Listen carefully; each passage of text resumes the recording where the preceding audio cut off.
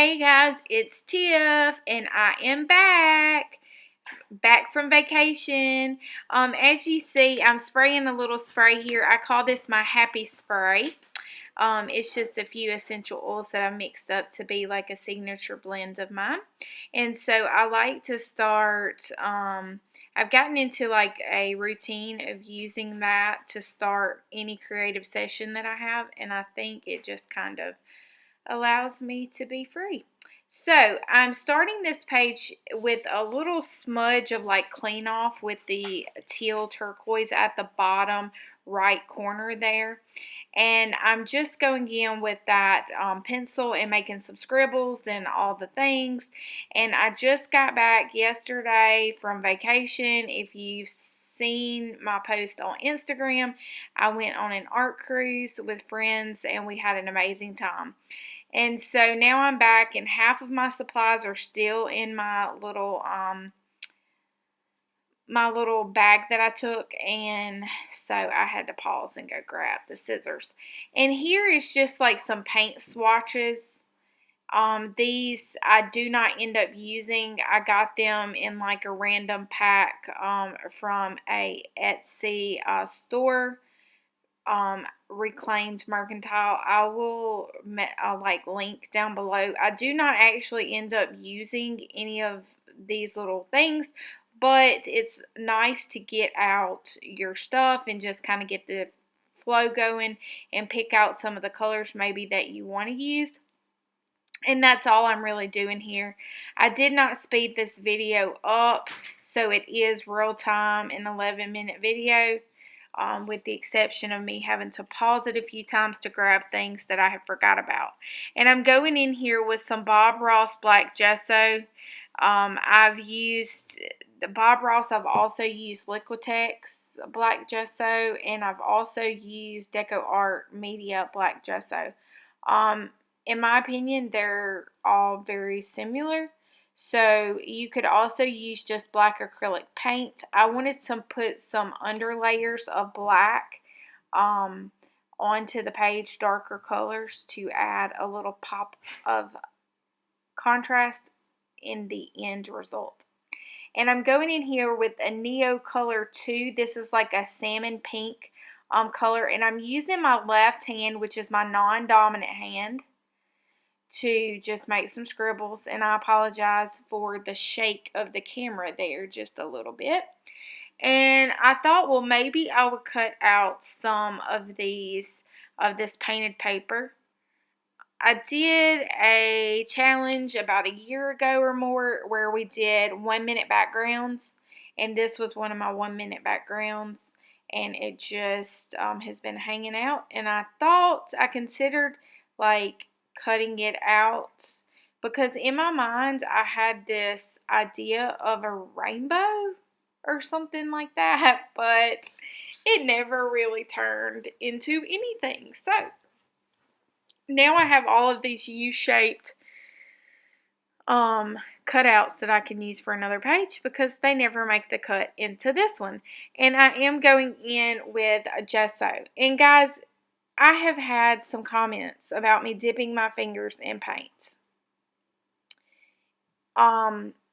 You should use a barrier cream. It's probably not the smartest thing in the world to dip your fingers in paint. However, we are all grown-ups, and you can dip your fingers in paint if you like. It is not, it is probably toxic and will soak into your skin. So I would recommend a barrier cream, but you do you, boo, and I'll do me. So I'm going in here with a color, color shifting paint. This is such fun because it has these like kind of metallics and stuff. And so, it's one of my faves. One of my favorite colors.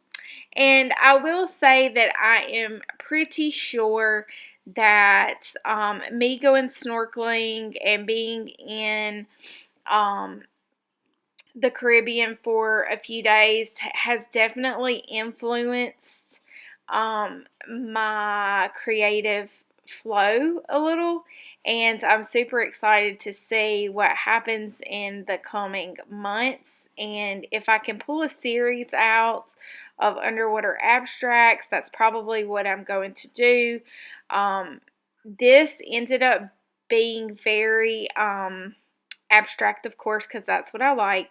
But I think there is some influence, even though I really wasn't thinking about the influence. But anytime that you kind of surround yourself with beautiful, bright colors, from clothes that you see people wear on cruises to the beautiful pops of pink and oranges from the flowers that were blooming.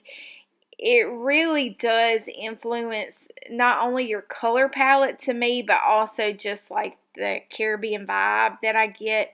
And I think that this one did end up feeling very bright and bold, like the colors and the textures of the underwater, as well as some of the colors and clothing and things that really popped off of the background.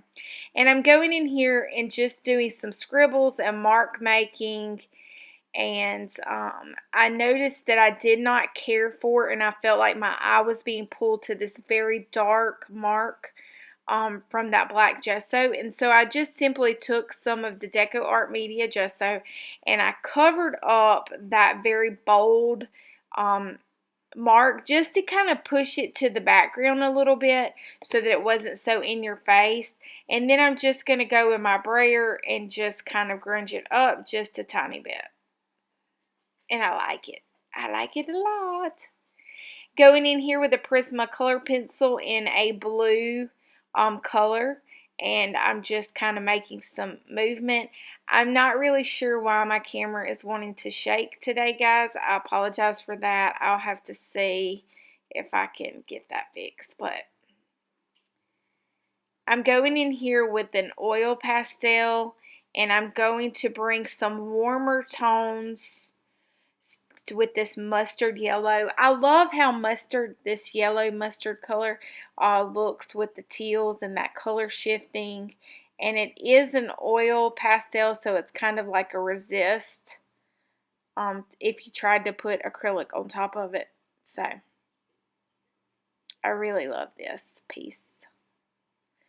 And now I'm going back with the salmon pink color. And I'm just going to add some more interest and some tally marks over to the side using that pink.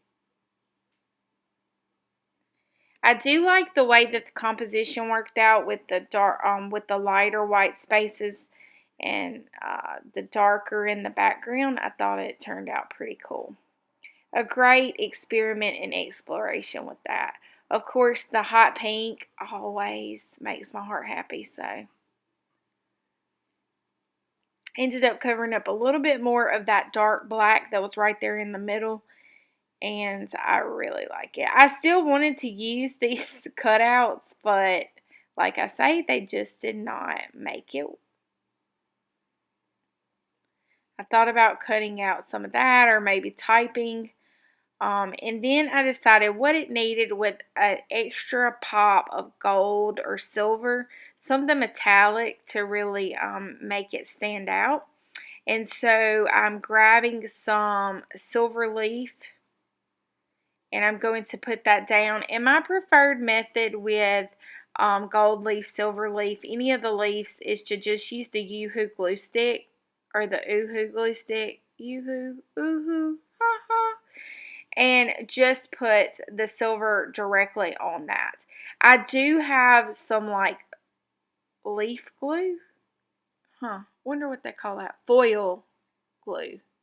I'm not sure what it's called, but to me this is like the super easy way to do it in your journal and you're good to go. So that's what I prefer doing is the glue stick opposed to the foil adhesive stuff that I do not know the name of it.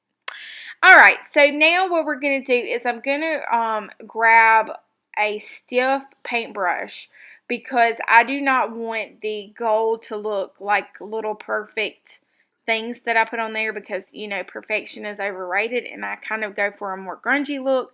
Y'all already know this. If you're tuning in for the first time, welcome, welcome. Where the heck have you been? Haha. And so now I'm pretty excited and happy with the way that this looks. I kind of contemplated and went back and forth with adding words, not adding words. Couldn't decide. So I grabbed my large print book and kind of took a look at what I could find. And I do actually find just one word that works perfect for what I was trying to say. And that is my dogs. Because, you know, they always act crazy. And the word was delightful. And I thought this was a beautiful, delightful page. It's very spring and vibrant and abstract and fun. Guys, I hope that this has encouraged you to go grab your journal, make a big mess, scribble, slap the paint down. And don't forget to click that subscribe button and give me the thumbs up. Until next time, toodaloo.